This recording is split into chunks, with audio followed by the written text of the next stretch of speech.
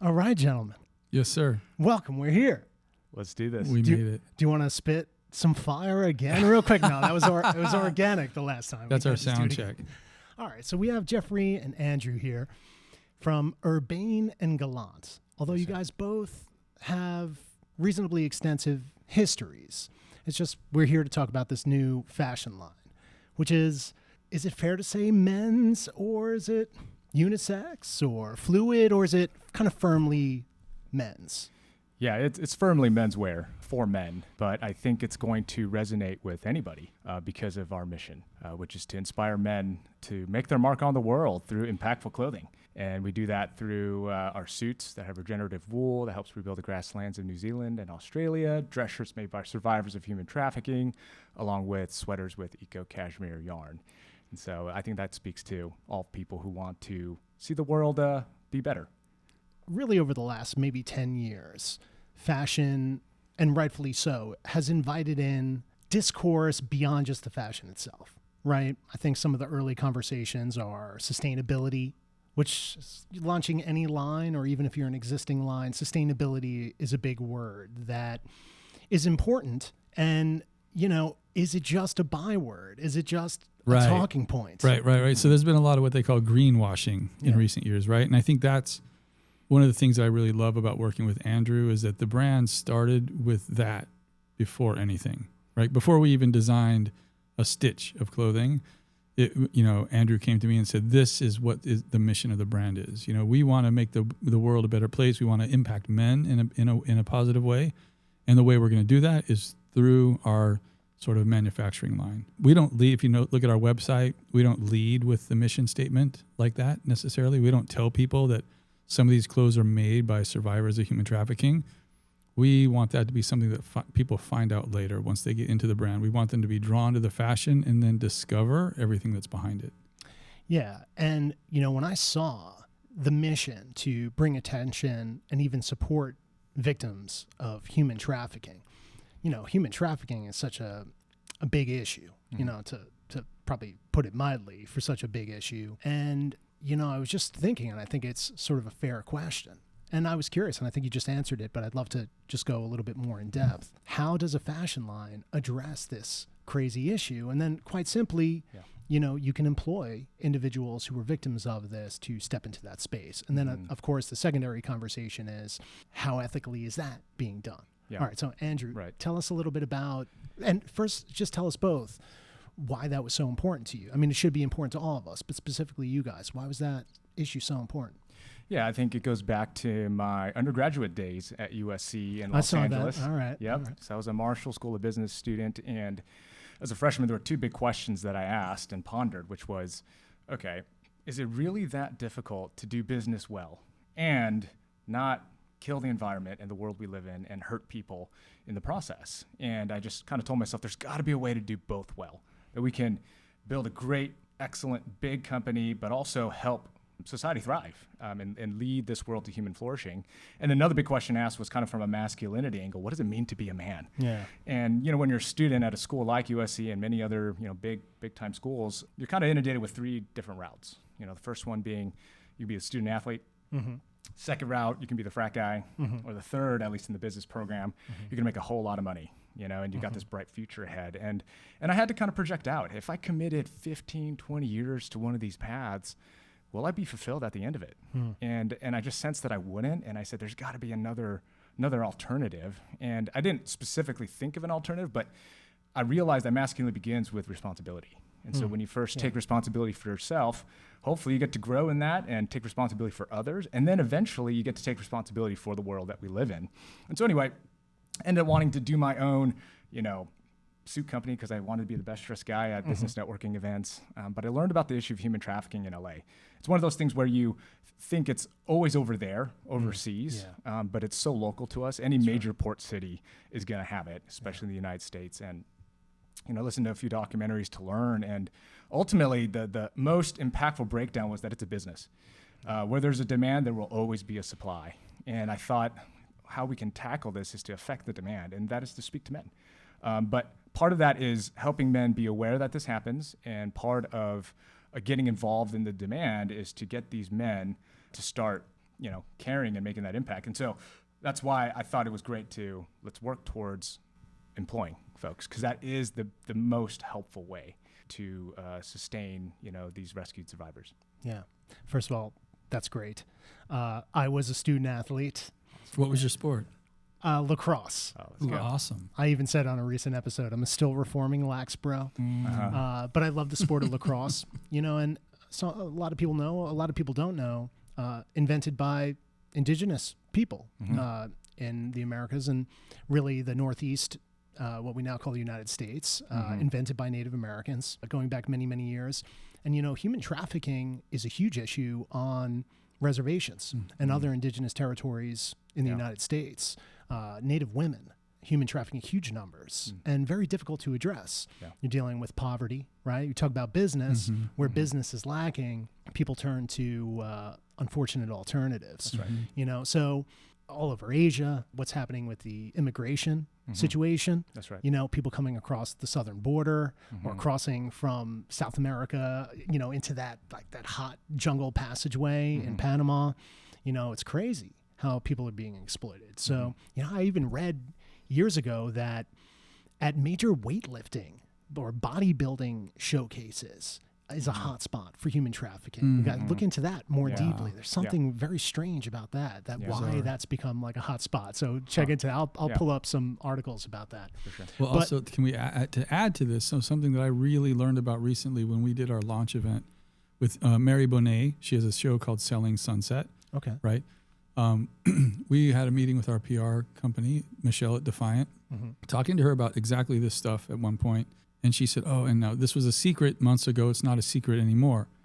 Yeah. She said, well, nobody knows this yet, but Mary's sister was trafficked. Wow. And right here in New York City, she had a rich, handsome boyfriend who would drug her and charge people to be with her. Wow. And didn't know what was going on because she would just have these like blackout nights where she didn't know what happened. She would wake up and, the guy's in prison now and they're trying to get him up for murder around all that. But so now to add to it all, it's not just impoverished people and countries and places, right? These are upper middle class women attracted to rich men being drawn into trafficking. Right. That is something that I think people don't take into account is, I think when we hear human trafficking, we think, the villains in Taken, right. And that is a thing. There's certainly areas across Europe where that's a huge issue. We at this company here, we're just talking to different investor types. There was this one gentleman who was dating a woman who, when she was younger, was trafficked. She was Mongolian. It was really interesting to have her bring this up at like a dinner. Obviously unfortunate, but this woman sitting right in front of you, happy, healthy adults, and kind of sitting on this unfortunate history. Not only that, what's happening with a lot of digital sex work, right? Webcam, like it's crazy. I don't have to name a certain sort of controversial influencers out there to say, like, what does it mean to be a sort of neo-digital pimp in, the 21st century with things like OnlyFans and these other webcams and stuff like that. And there does seem to be a big cracking down on, internet porn sites and deeper investigations into even young American women getting pulled into this, so, I mean, it's a wild, wild thing. And I love this notion that men can take responsibility, like to varying degrees.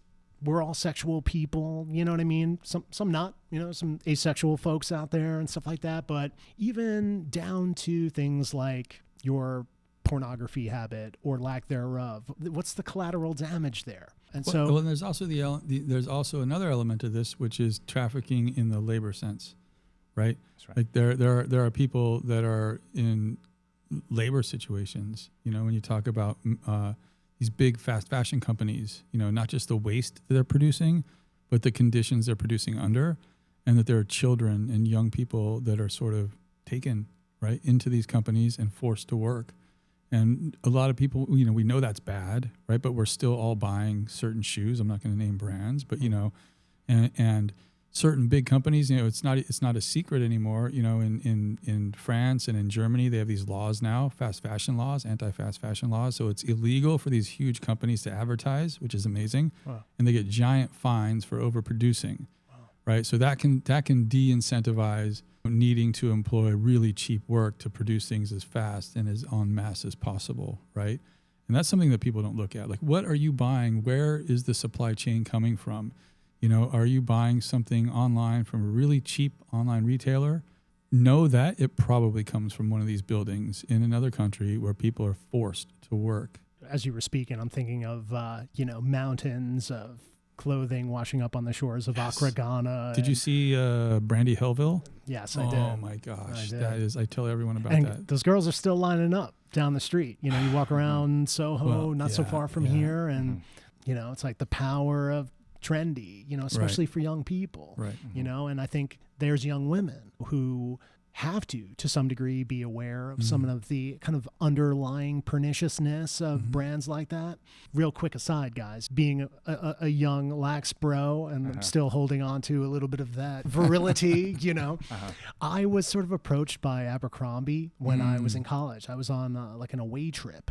Abercrombie back in the day, they'd roll up on you and be like, "You're so like you should come work for peanuts at our thing." I was like, "Nah, I'm good," But when I was around like 24, and I get approached in Smith Haven Mall, any like Long Island homies, so Smith Haven Mall, hanging on for dear life out there on Long Island, and two very attractive women come up to me and they go, I said, "Hey, I've been here before," and they're like, "Oh, well, you have a college degree, you can blah, blah, blah, blah, blah." And I didn't have a job at the time. And I was like, so I did it. Full disclosure. Yeah. I did the Abercrombie thing for a little bit and kind of like worked my way up a little. And they eventually introduced me to a diversity manager whose job is to come in as sort of like early DEI and generally good cause, right? I would recruit and bring in all these essentially young people of color, if you will. And I realized that to some degree, it was like just kind of a front, right? Because you'd bring them in and you'd go through this and you check your boxes and none of them would really get brought on. So I wrote a letter. Interesting. Yeah, I wrote a letter to, which probably exists in the ether out there, calling them out on this hypocrisy. And this is like decades ago now. Right. And they fired me. I called them out. And then, years later, they finally... exposés come out. I call out these companies and stuff like that. So, even then I felt like a little kind of complicit and felt this responsibility. There were things about it that I liked, but I started to sort of feel that underlying sort of ickiness, and then when this Brandy Millville doc comes out, I'm like, damn, like, rinse, repeat, it's like Hydra. It's like you cut one head, another one pops up. And it's like, it keeps going on, So again, that really where I saw it the worst was really young women. But here we are today. I really want to talk about first, in a concrete way, what does the sustainability question look like?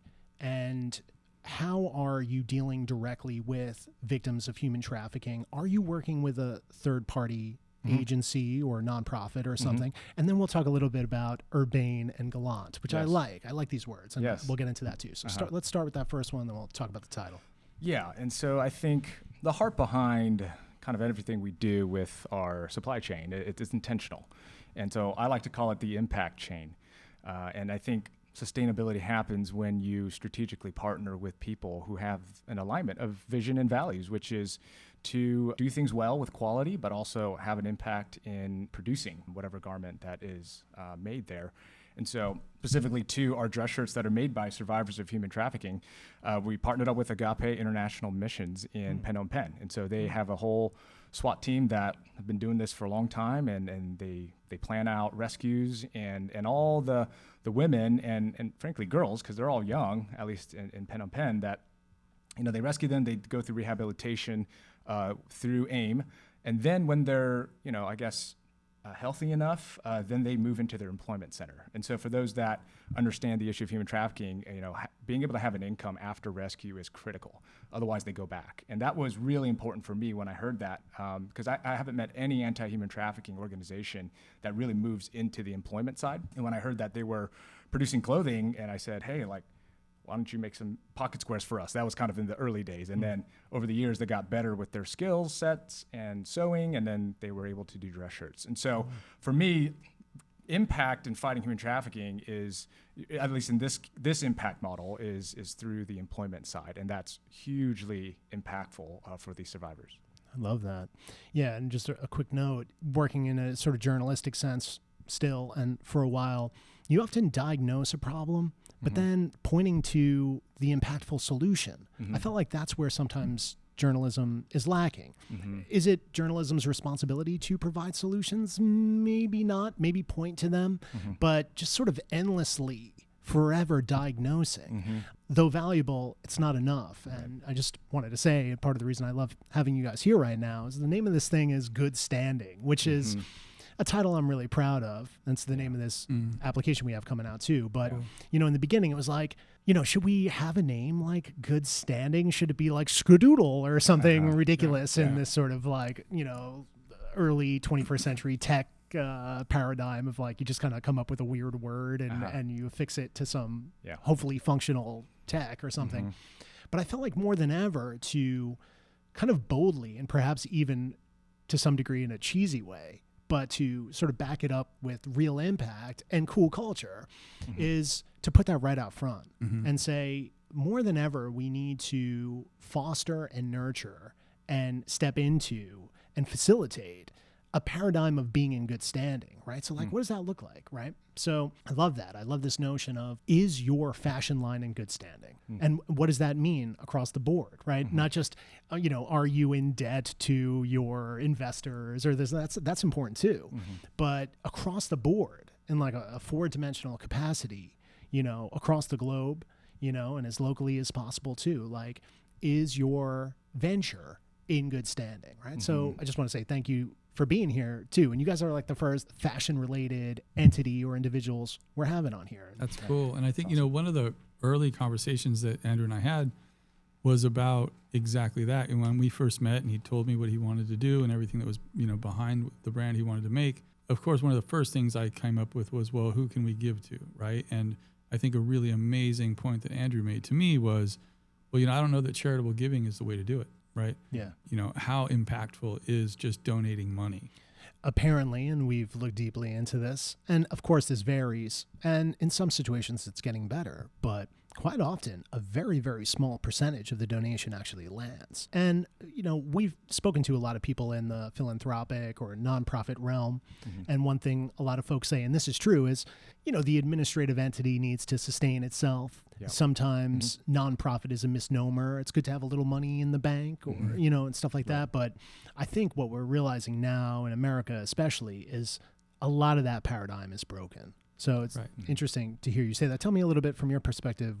Well, so it was Andrew who said to me, you know, we'll make more of an impact through our supply chain. The partnerships that we make through our production line is how we're going to be impactful to begin with, right? And then as we build our sales, we'll have more and more impact that way. Instead of just saying, oh, 10% of everything goes to this organization. Well, we're able to do that through individual events.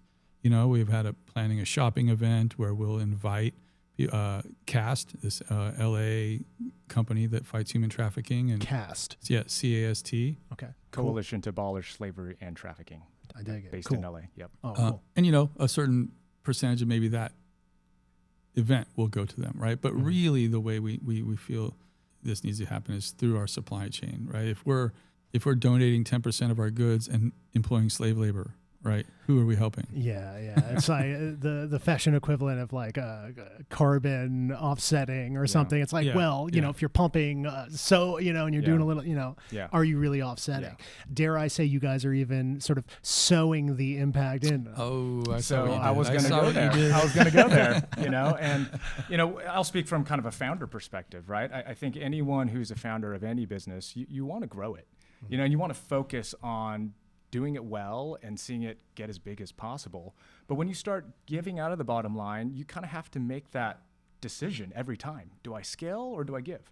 Do I scale or do I give? Do I make impact or do I hold on to it? And I thought, well, if we just partner strategically and build out this impact chain, as I keep saying, now all I need to worry about is grow this.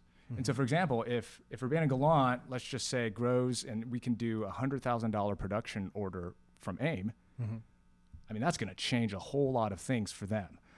Versus, we get X percent out of, sales given to local charities. And again, it will still be impactful, but I'm the type to go, hey, this is our scope of work. We're a fashion company, and we're going to do that well because we're good at that. But we want to support those who are really good at rescuing folks and survivors and then serving them well. And that's the first thing I'll say. We are not anti-human trafficking organization, right? Because we're not good at that. And I want the experts to do what they're good at. Yeah. But at the same time, when you really break down the issue of human trafficking, everybody needs to work together. It's really a coalition that's needed. That's why CAS is really good at what they do in LA, because if you think about it on the human trafficking side, they're all working together. And what you've seen historically in the anti-human trafficking space is everyone's kind of getting their logos and egos in the way and they're fighting each other. But they're starting to understand as well that we got to work together. Yeah. And one thing that I kind of notice is how we can serve as a fashion brand is to we're on the public facing side. And I talked to several anti-human trafficking orgs just to ask, how can I best serve you guys with this menswear brand? And they have a hard time splitting their donor dollars between doing rescues and rehabilitation services or doing marketing. Right. And I know they're going to have a lot of explaining to do if they spend $1 million on marketing. But as a fashion brand, no one's going to bat an eye on that. And so how can we strategically partner with these nonprofits and charities that are doing great work, and how do we spur on their impact through these relationships? Yeah, I mean, it's funny to hear you say that as sort of like directly in line with what the ethos is on our side. Right? Is, listen, throwing a lot of money at Google and Meta for advertising and stuff like that, you're getting in front of people, right? Like there's a lot of people on these platforms that are almost like utilities now, for better or worse, some oftentimes worse. But there might be another way for a lot of these entities, even nonprofits, to spend in their marketing budgets than just like throwing it at it like a Google or a Facebook. You know what I mean? So I love that. It's directly in line with our ethos.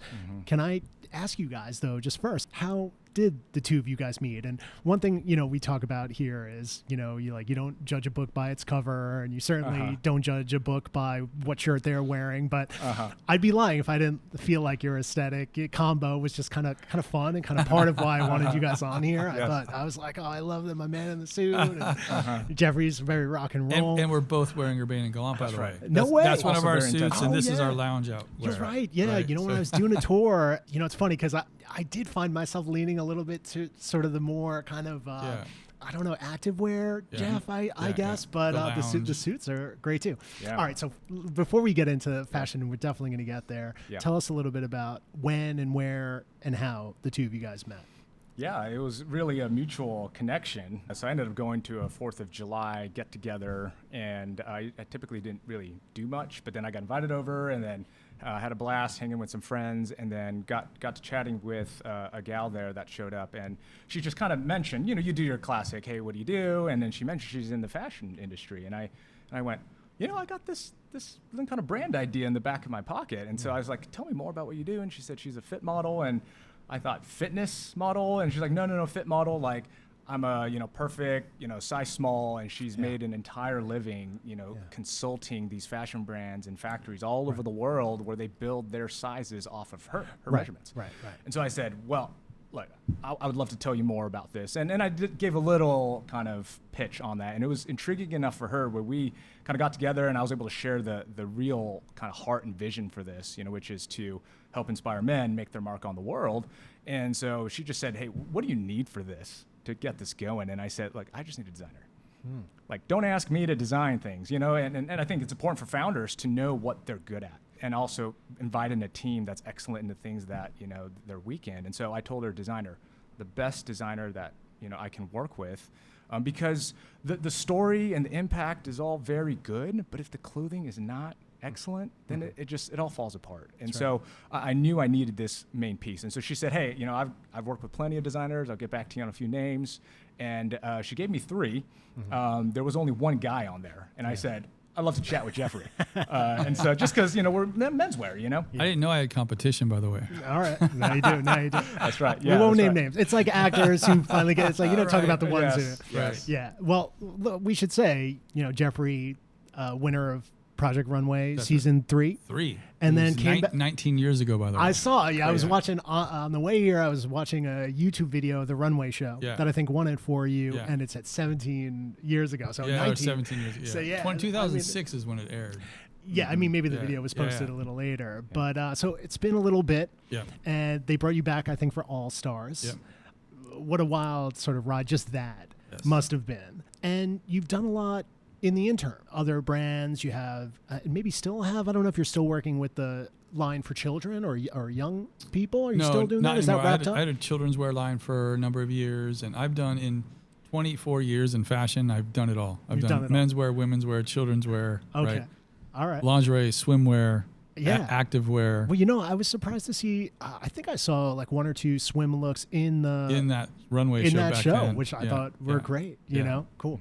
Just we don't want to look back 17, 19 years ago, but maybe tell us just a little bit about what that was like for you. And Andrew, did you go back to Project Runway? Did you check out the 17? he probably year, hasn't. No, actually, I haven't. So. And here's the thing: I went in. I had a very focused agenda. Right. One of my best friends at the time was on season 2, and Right. he was sort of a part of casting season 3. Mm-hmm. And he said, "Hey, these guys. At the time I had my fashion brand for 4 years. I was in sort of the best stores in the world. It was all Was that Cosa Nostra? Cosa Nostra. Yeah. And had amazing showrooms and was working with celebrities and designing for rock stars and things. Yeah. And so they asked me to come in to audition, and I did. And then my friend sort of coached me up for the next month after that. He said, "Look, just be a bad guy. They're going to, it's a TV show. Like, don't get it twisted. They're really not interested in your fashion career afterward. Like, and I'm sorry to break the hearts of many people out there, right?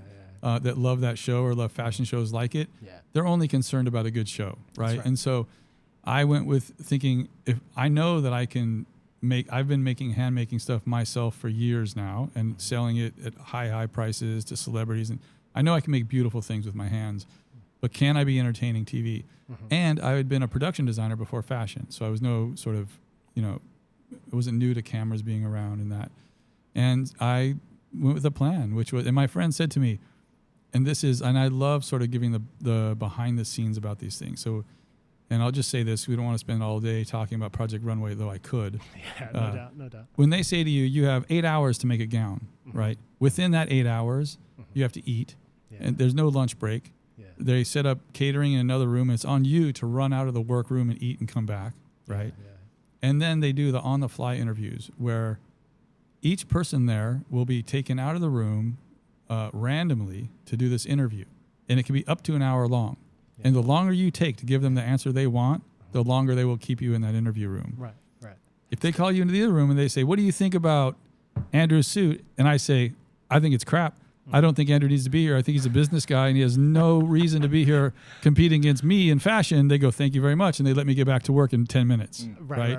But if I say, "Oh, it's all right. It's not really my thing. I mean, Andrew's got his style." They go, "Oh yeah, but what do you really think about?" And they want the goods. They want the goods. Right. And so I thought, my friend said to me, "Just talk crap about everybody and get back to work." Yeah. And so I did. And I was the villain. Right. Yeah. Well, I was just curious, right? Because, by the way, I've done like a little like reality TV stuff. So I did a couple years ago, like during the pandemic, largely because I was just bored, was brought on for the Real Housewives of New York. For many years, I was a nude model for like live drawing classes. Oh, right. But they were kind of fun and a little bit, no touching, no photos, nothing sexual. It was just fun, but it really grew into a crazy thing. I'd done like thousands of these. And I was friends with the children of the Countess, who are like in their 20s and stuff like that. And they're all artists. They're all creative young artists. And I'm kind of in the art world and stuff like that. So I was bored, like fall 2020. They're like, "Do you want to do this with the Housewives?" Right. And I was like, it seems like a logical thing to do, and they asked very nicely. So, I drove out to like Sag Harbor and I go in the backyard of the Countess and I model nude for all the Housewives, right? It's crazy. Yeah. So anyway, I do that. It was honestly great.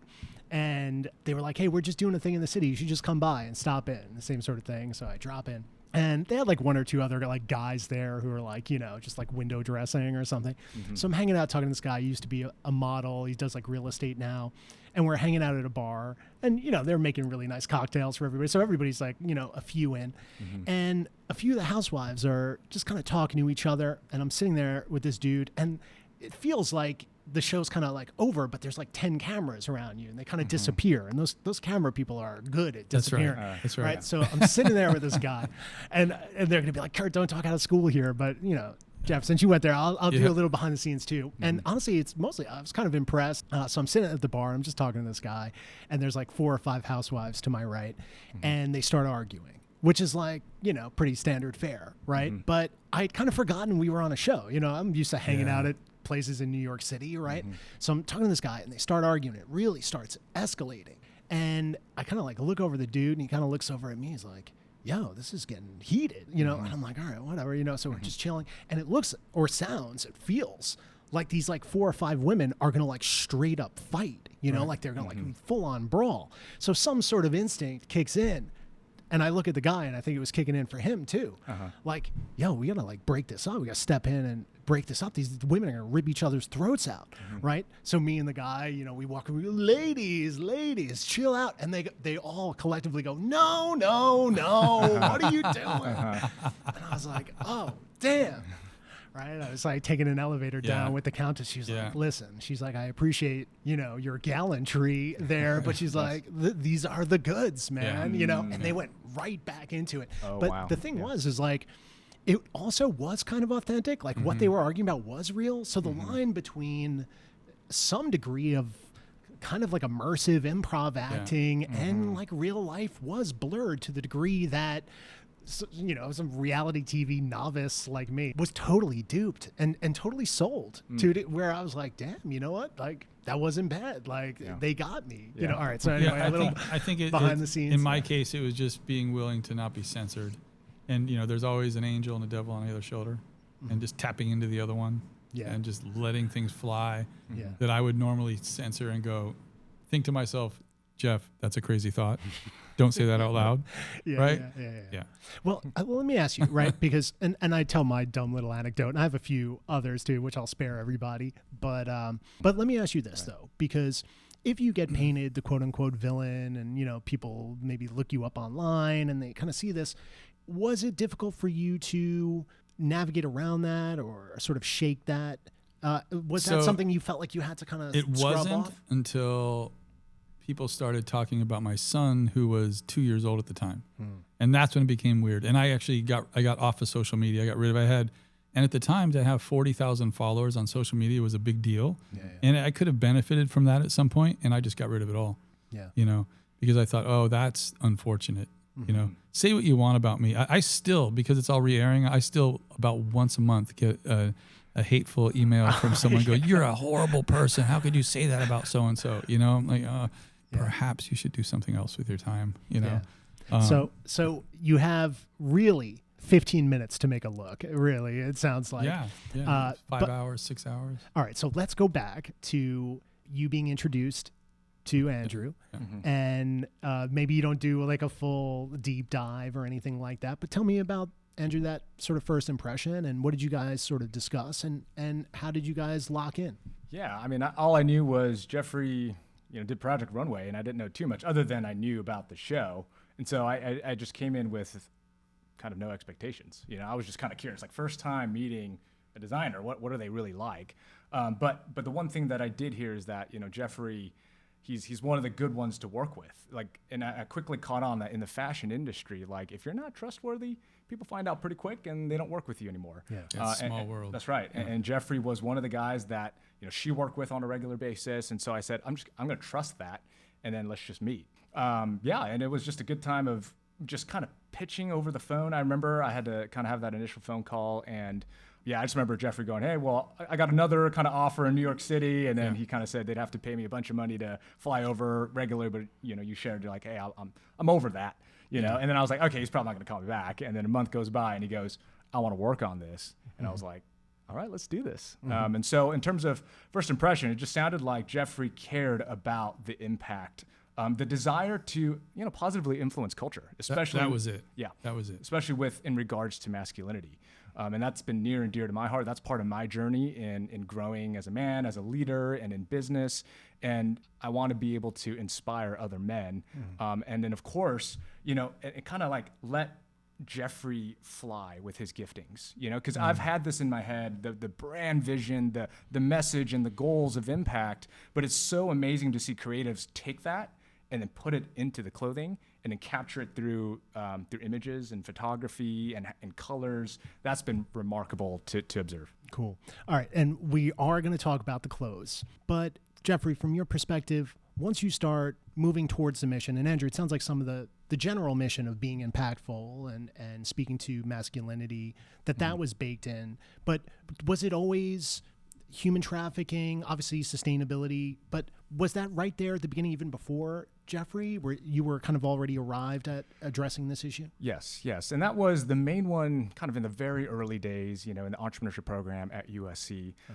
But as I've thought and envisioned Urbane Gallant to be a global brand and having loungewear and, chinos and bags, just everything a man could need for any setting that he's in, I realized that, we could make impact in all sorts of different ways. And so I didn't want it to just focus on human trafficking, or another way to say is like, hey, limit our impact to human trafficking if we can impact in other ways.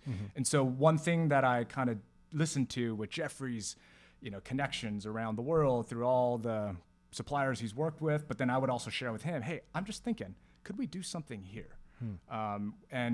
And then kind of formed over the years to go, hey, let's try to figure out every new garment we're putting together, some sort of labor impact or material, but the idea would be both. But the fun thing about this is that we have yet to meet some of these great suppliers who are doing great work around the world. And so our supply chain, our impact chain is very dynamic. And so I think over the years, you're going to learn about really cool stories that are coming out as we meet unique and different suppliers around the world. And so it started off with human trafficking, but it is now forming into, hey, how can we just have really unique impact as we can? Yeah, I mean, you could sort of jump around, not just geographically, but you can jump around to all these different causes. That's right. Like for instance, with the suits, right? We with the company we work with, where we get the fabric from, has their own regenerative farm practice in New Zealand that saves the wetlands, right? Oh, wow. All right. So we get to know that we're buying our fabric from those people from that farm. They grow the stuff, right? The impact that it's making there, outside of everything else that gets to happen with the brand, almost every category that we have has some sort of an impact like that. And it's not, and again, we're not greenwashing the brand. Like, this was the thing that really drew me to Andrew, was what a breath of fresh air this was, because so many of the conversations, I still work with, I do what I call fashion consulting. I have a couple of clients, right? And it's always, how cheap can we make it, right? And what's cool is I get to sort of offer things to other people that I work with. A lot of times they bat it down because it's not cost effective necessarily, right? But I understood from Andrew, one of the first things he said was, look, I don't care about making millions of dollars right away, or, if ever necessarily. Like, I care about making an impact and changing men's minds and molding them through this brand and making an impact on the world. And so let's figure out how to do that, and then everything else will sort of fall into place. Yeah, and I'll add, the vision is also to kind of help men kind of start exercising impact, because I claim that, hey, we were designed as men to pursue strength, pursue excellence and greatness in all that we do, but what we leave behind should be positive. It should be, hey, the strength that I'm using is to bring up others, hence the word gallant. Right? Gallantry is strength, and using it for the protection of others, for your family, for your town, your community. And that's where men are the most inspiring. And our tagline is "Make Your Mark," because I believe deep inside every man's soul is a desire to make his mark on the world. And I joke, I don't care if that means you want to rescue all the puppies of the world, or you want to. I do. Yeah, right. See? And maybe, I don't know, lift the heaviest rock, But if you really break it down, rescue. Not anymore. I'm getting a little. Okay, right.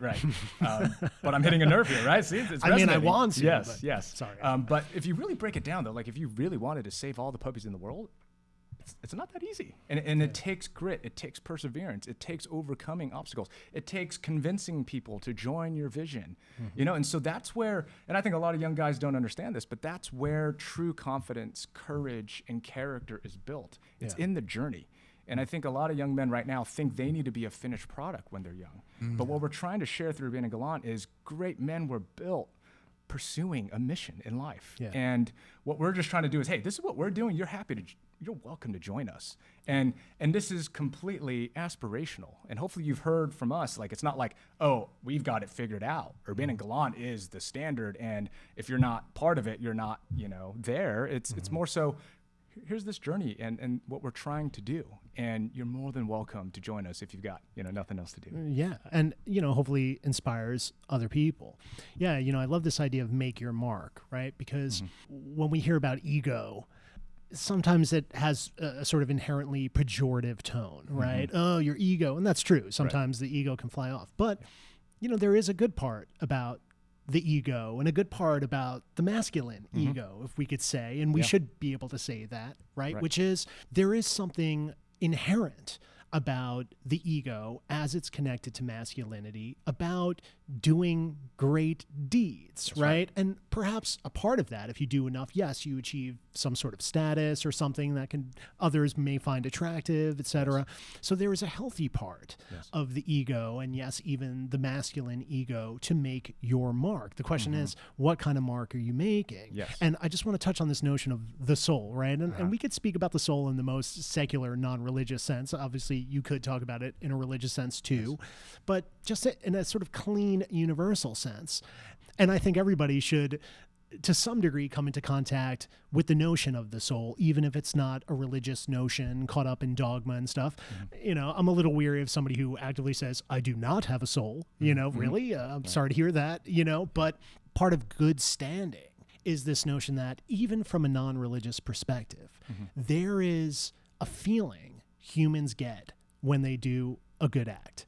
And that feeling, we believe, is kind of the antidote to everything that sort of plagues us, the depression, the despair. And, one thing I was happy to speak to you guys too, and speak to guys here in this instance, is there is an issue across the world, but really in America, with this despair or nihilism that's gripping young men. And a part of this was somebody needs to speak to young men in a way that is hopefully positive. I'm not perfect either. However, I think it's important to step into a space and from that space project positive notions of masculinity, right? Like we have to be okay with doing that.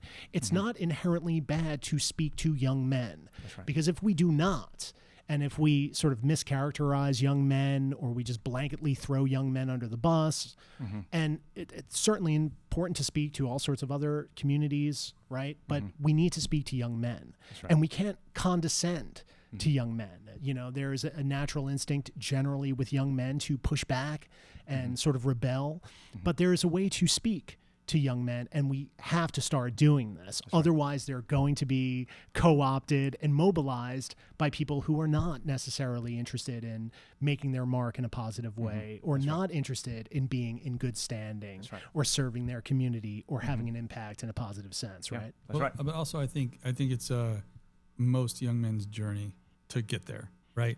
I think, and even speaking from my personal experience, I'm 55 years old. So I've, been around, right, for a little while and done a lot of different things, and have essentially gone around and around and around. At one point, I quit fashion for a number of years, became a Waldorf school teacher, went back to school, got my degree in early childhood development. No way. Did the Waldorf teacher training program. That's great. Wanted to teach through the arts, right, and impact children in that way. I thought, let me be in a classroom and help children that way, right? I eventually, after 4.5, almost 5 years of doing that, realized, wait, my gifts are in fashion. It's been obvious for a long time. And so I really dove back into fashion a lot with everything. But the journey sometimes has to go from me to what am I leaving behind, and how am I impact? And that's what more make your mark means. Not I want the glory for what I'm doing, but how is what I'm doing helping? Right. And I think a lot we have to be respectful of that journey for young men too. Not every, some are gifted at a really young age to want to give, but a lot are not, but they will be You know what I mean? Yeah, people need to grow. I totally hear you and feel you. We need to kind of let people make mistakes, totally, right? Mm-hmm. And we can't so aggressively clamp down on people who make those mistakes. Mm-hmm. I do also think that it's important also to look at society and in a way constructively communicate where and how mistakes are being made and rectify those mistakes to the best of our ability, right? Like, in a sense, nobody's perfect. But I always liked this notion. I think it was like some tenet from some sort of like The Secret type book or something that was like, speak impeccably and to some degree act impeccably. Right. You're not going... the 4 agreements. Thank you. Yes. Yeah. Jeffrey coming through. Something like that, right? 4 agreements. One of them is that. So I like that notion where we're never going to be impeccable all the time. But I do like this notion of striving towards that. Mm-hmm. And, I'm going to bring it back to fashion. This is an organic segue.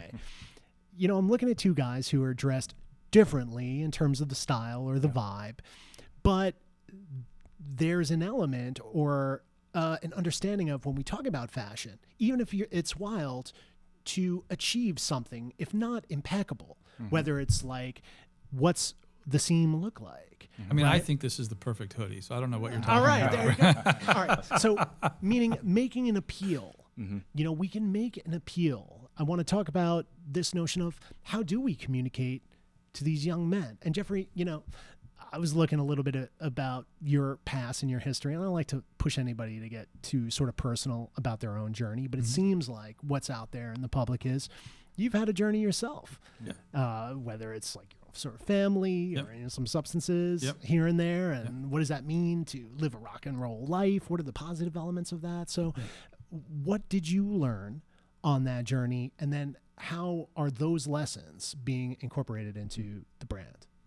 Yeah, I think the first thing that comes to mind is, and it depends, I'm a very spiritual person and I've had lots of spiritual pursuits throughout my life, like from Buddhism to Sikhism to Christianity, and always found sort of I needed to try to be anchored in spiritual principles in my life. And I think one of the ones that I've found that sort of works throughout all these different practices that I've had or things that I've explored is this idea that whether it's God or the universe or whatever you want, you talked about The Secret, whatever it is, if the universe or God or whatever it is that's making things go around, if you can't be good with what you've been given now, how can you be trusted with more, right?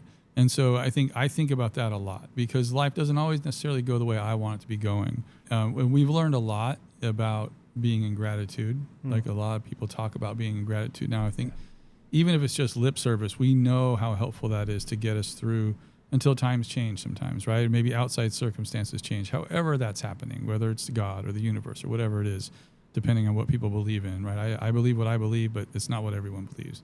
If I'm not grateful, or at least trying to be grateful for what I have now, when the thing comes, what kind of gratitude am I going to have then, right?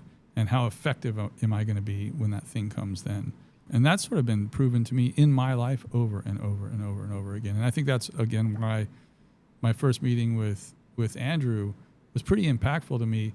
What's really funny about it, and I don't want to go off on a tangent, but, the name Urbane Gallant, I hated at first, and I thought, and I said to him, like, but you're hiring me for a reason, right? You're paying me. I got to be honest with you, right? And I know the fashion world, and for people to say that, right? Like, and Andrew said, well, whatever happens, we're not changing that name, and these are the reasons why, and this is what these words mean, and this is the brand, and that's it, and so. And I was like, all right, well, you're lost. Well, I mean, you heard me with this earlier. And now it's those words have worked their way into the zeitgeist, right? Like it's one of these funny things where we've been doing trademark searches and we have the name's been trademarked for a while, and now it's starting to come up that we're having to send cease and desist letters to companies using the same words, right? Yeah. So Andrew, I think, was looking into the future, and I loved that, and I think. So how that works its way into the brand now is by me applying those principles from moment to moment. What's easy and what's right is what it comes down to with this brand. I can find cheap fabric, at a cost, and I can find cheap manufacturing at a cost, right? That's easy, but is that right? And it might take a minute more for me to find the right supplier or find the right avenue, or to even work with somebody that we're working with now and to have them sort of get in line with what we're doing. All right, so let's talk a little bit about fashion right now and fashion for men, right? Because, I'm wearing just like a cheesy sweatshirt and jeans. I am kind of that t-shirt and jeans guy. It's an anti-fashion statement. I know. I just today, I love a good suit. I was at a dinner. It was like at this fancy restaurant, Danielle. Do you know it? And I was very lucky to be invited by a gallery person who owns a gallery, and she goes, "Good, it's gonna be really nice." And it was this guy Herv Mikaloff, who does like a lot of the curation for LVMH and all that kind of stuff. And it was a very fancy dinner. And I was at a table with a bunch of French and Korean speakers, and I got my Spanish and a little Italian, but I am an American bro. You know what I mean? Like, full disclosure, I'm not swimming in various global tongues. You know what I mean? And the guy, was speaking Korean across the way, and I was getting kind of lost in the middle. And he turned to me and he goes, "American, do you speak other languages? Do you speak any other languages?" And he was wearing at this really fancy restaurant the finance bro vest, and thing. And I said, "Do you have any other outfits?" This guy wanted to murder me at this table, and so I felt really good about that, and happy to share that here. So I mean, just the reason I bring that up is to say, men's fashion. And by the way, one of the Project Runway winners I was reading, maybe it might have been a couple years later, young person who 21 when he won. Anyway, he designed this suit. It was like a sort of gender fluid suit for Billy Porter, and I remember that bringing the conversation about what men's fashion could be to another space, right? Because I think men's fashion for a long time was kind of trapped in a kind of limited paradigm for the most part, right? It's like, this is what it is, this is what it is. And I think still, to some degree, this is kind of like what it is, right? And you can kind of get more fabulous and crazy appendages or detailing or stuff like that. But I am kind of a classic guy in that sense. And, I miss having that opportunity to wear that just like kind of like nice suit. I feel good in a nice suit sometimes. And certainly I like some nice loungewear and stuff like that. So I was just excited to see the brand doing some stuff that I thought, even for me, I was like, I can wear this stuff. I know my swim lane a little bit. I don't go too far out of it. But what was just that conversation, just as it pertains to men's fashion right now, right? We talked about a lot of the sort of social and civic elements, and but just from a fashion perspective, what were those early conversations? Well, I can tell you, someone said this phrase to me years ago, and it was really talking about a mentor that I was going to work with. Another mentor I had been working with described this older man to me, and he said, what I was really drawn to with him was this sort of easy masculinity, right? And this idea of easy masculinity. And it's funny, we've been in magazine interviews all day today, right? One with WWD and Rolling Stone, and what's come up a couple of times is I get to reflect on, I've been a part of the emerging menswear world for 24 years. It's still emerging. Right? I think it always will be. We get tunics and skirts and kaftans for men. Like, it goes and it comes back, and it goes and it comes back. Yeah. And I think different men like to express themselves in different ways.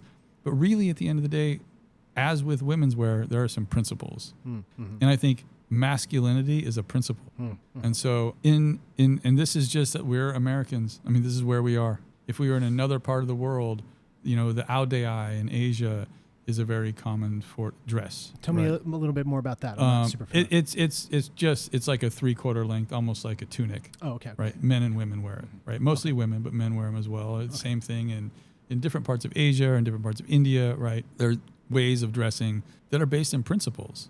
Right. And so the principle of this brand is masculinity, easy masculinity. I like that. Right. Yeah. And then also, and Andrew can speak to this because he wants to keep the sort of traditional element about how men dress. So I think even with the loungewear, if you look at the photo shoot that we did, if you look online at the lookbook that we did, I paired this with a pair of dress shoes, and the guy's got a briefcase, right? Because this could be, fun Friday in the office. That's kind of what I'm saying. Matching set, right? So it's not completely relaxed. Yeah.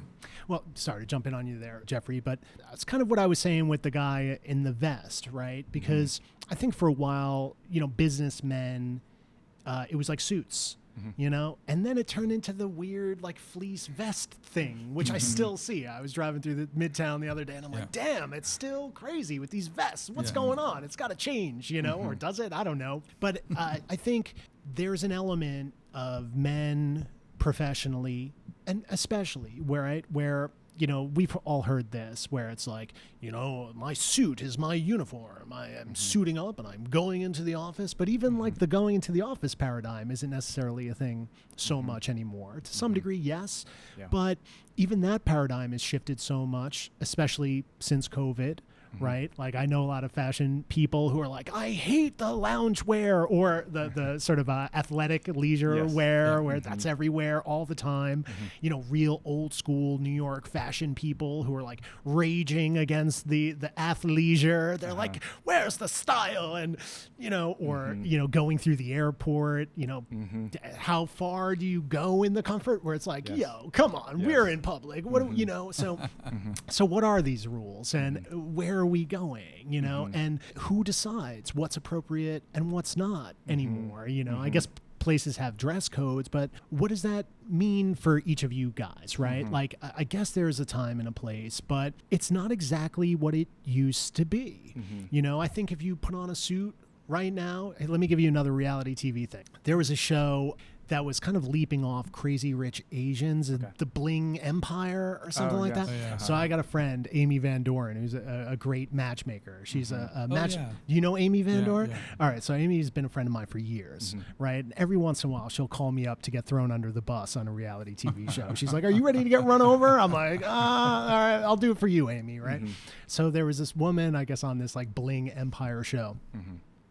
I was going to have lunch with her, kind of like a blind date style. And again, it's reality, blind date style. And literally I had like a day and I was like, oh, I don't have anything to wear, but I had friends who had like a little like small suit thing. And that guy's like kind of dressed me for a thing here and there. So I was like, hey, let me wear this thing. So I wore a suit to this lunch on the top of like the Moxie or something in Midtown.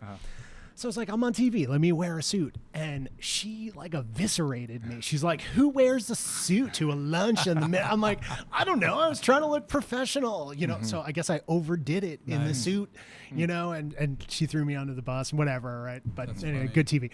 But anyway, that has stuck with me. I was like, damn, I thought I was like looking good in this suit. What happened? You don't wear a suit to like a cool lunch on TV? I'm trying to, impress my mom too, like.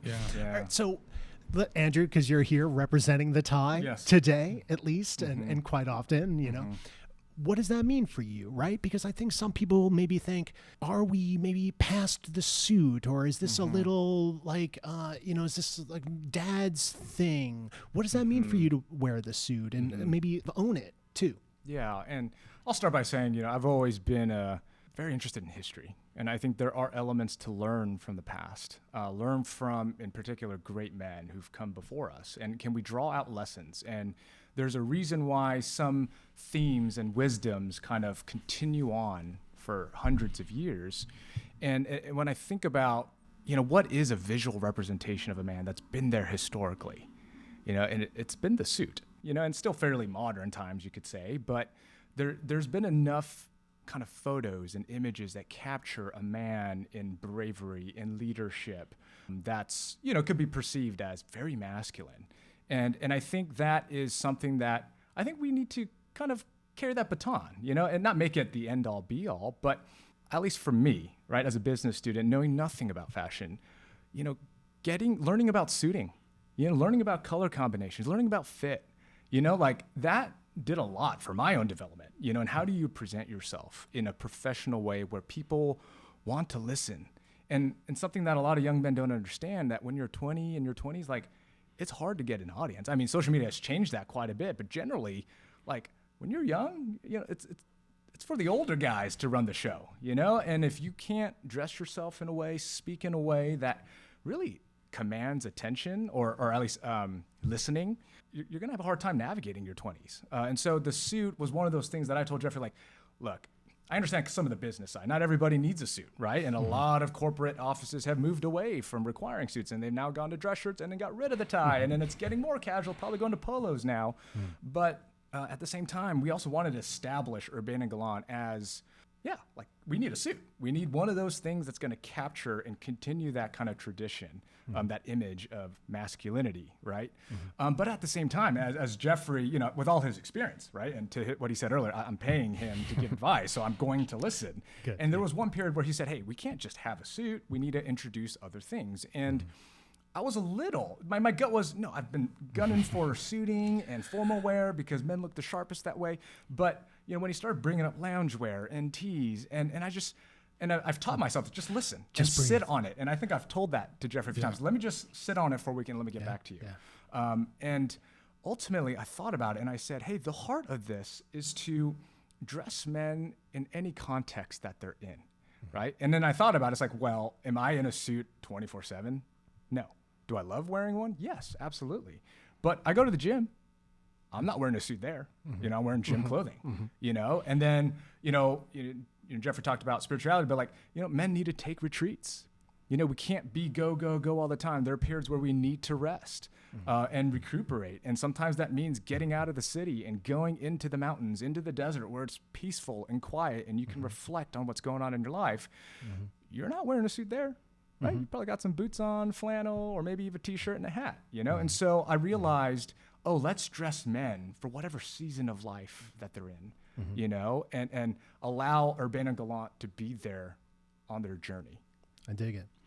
Jeffrey, what was the conversation about the suit, right? Because I'm old enough too where I've seen the suit go through a lot of these trendy shifts, right? Like there was one period where it looked like, suits were painted on, and then the tie got skinny, really skinny for a while, right? And it was like, now the Italian thing, and then no, it's a little bit more London, and then, now it's like a little Christopher Nolan with the vests, remember? Like Nolan's like loves putting men in suits, sometimes nostalgically, sometimes like maybe even in the future, right? So the suit itself, it's Tom Ford, but, even Ryan Seacrest had like a suit line for a little while where he was like, this is what a suit's like for me, right? So there's so many examples of the suit and its evolution, and to some degree it seems like it's settled on a kind of a compromise to some degree between all these different recent like 21st century stylings of the suit built on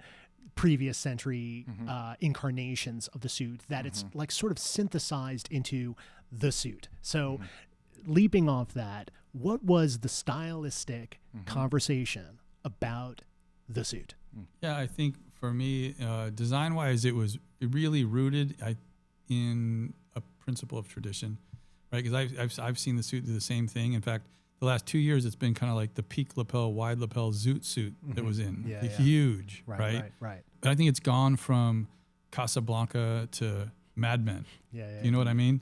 And so as we were talking about this and I was designing, we have one silhouette right now and it's in 4 colors, right? I just thought, what's the one sort of silhouette that's going to stand the test of time?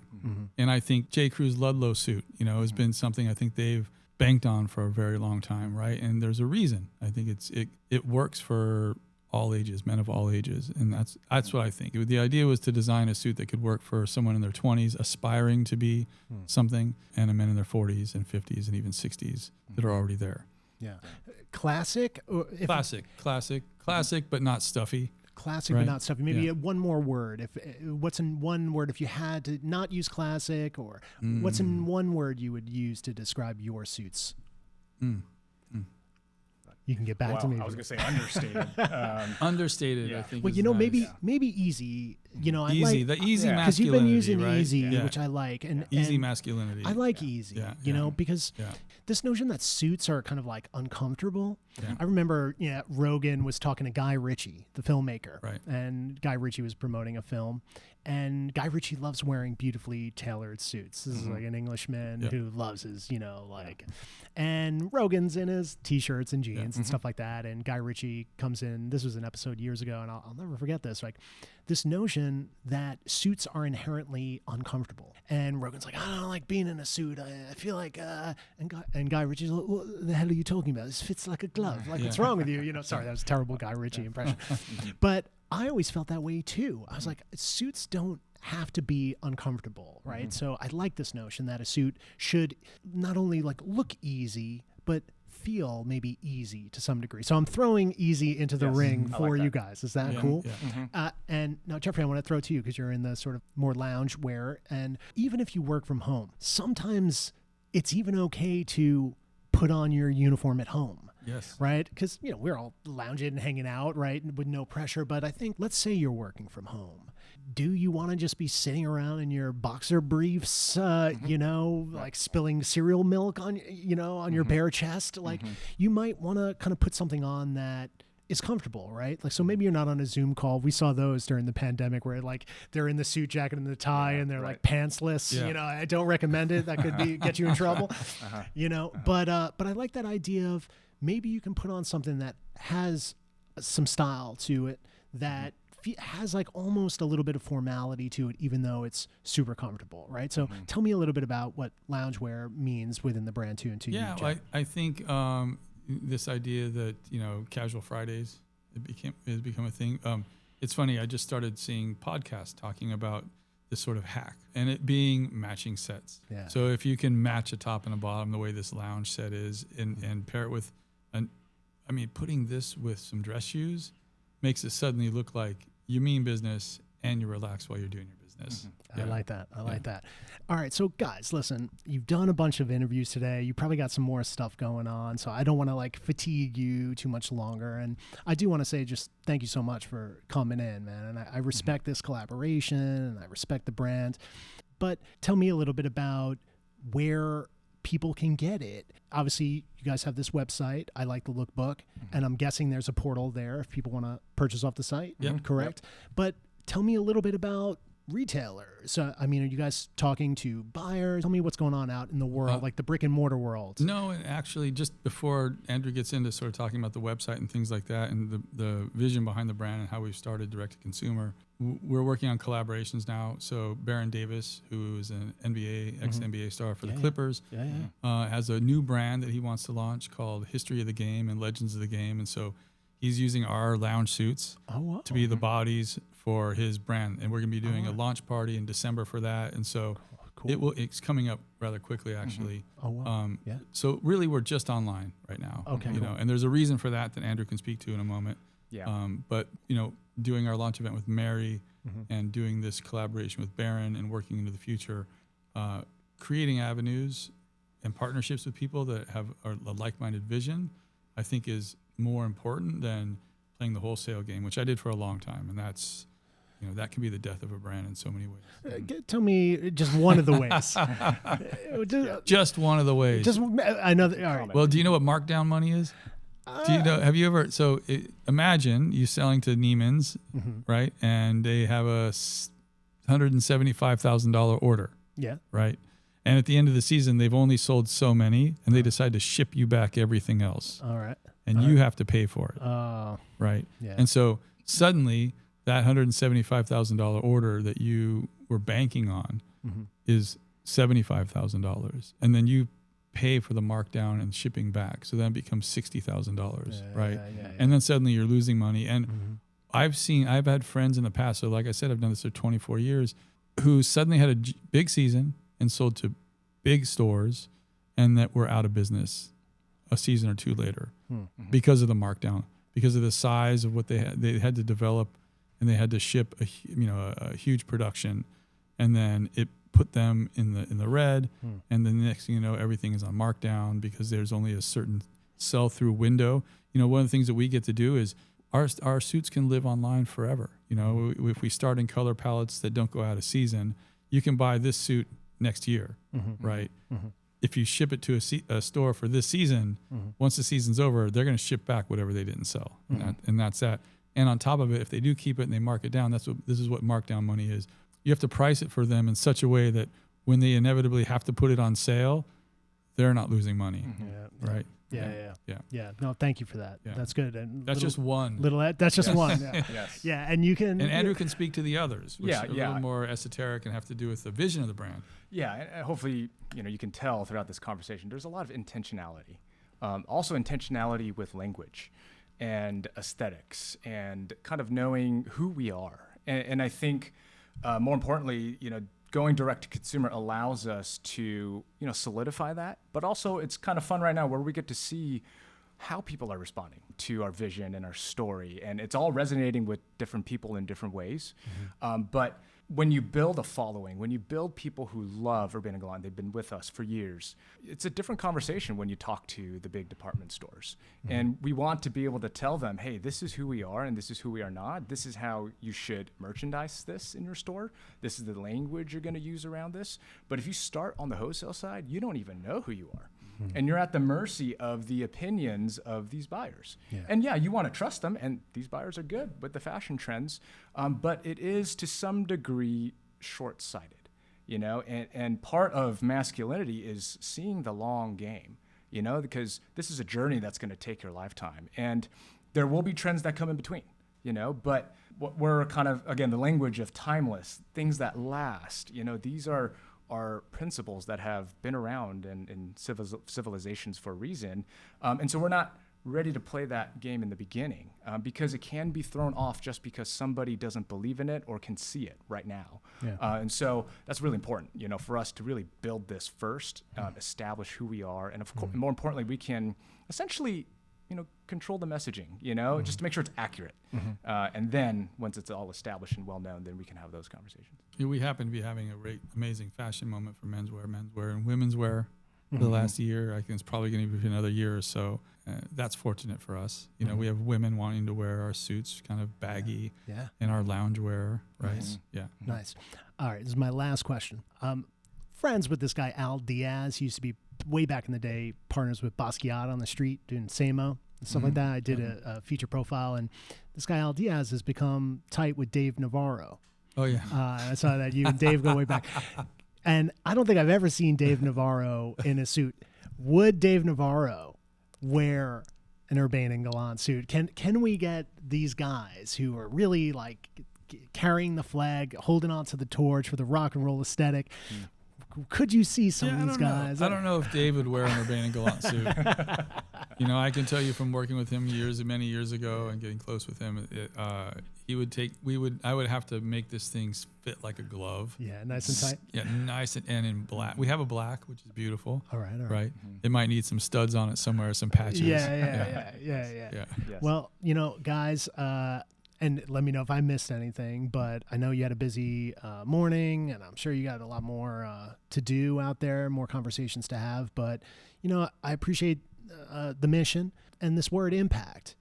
Sometimes even impact can kind of be another one of these terms that gets kind of thrown around, but, taking the time to sort of explain everything, and it seems really legit. Seems like you guys have really done the work, so to speak. And, it takes some work to be easy. You know what I mean? Right. To look at as a human being, or even clothing, right? It gets beaten into you. It's not easy to be easy, That's right. Like the young people out there, these words, Urbane Gallant, which, gallant in the Arthurian way, these sort of knights, I'm a freelance writer. And this word freelance, it goes back to like the Middle Ages, which is like a freelance. This is like a knight essentially who isn't beholden to any court getting into these adventures. And, you got to be a good knight. You got to do the right thing. You got to get out there and have your mission and make sure you're serving various communities. And every once in a while you get cleaned up and brought into courts. And, so I like those words. They mean a lot to me, and I really wish you two all the best. Yeah. Cool. Thank you, sir. Yeah, thank you so much. It's been a blast. Thank you, guys. Awesome. Really. All right, I'll see you. Yeah. Cool.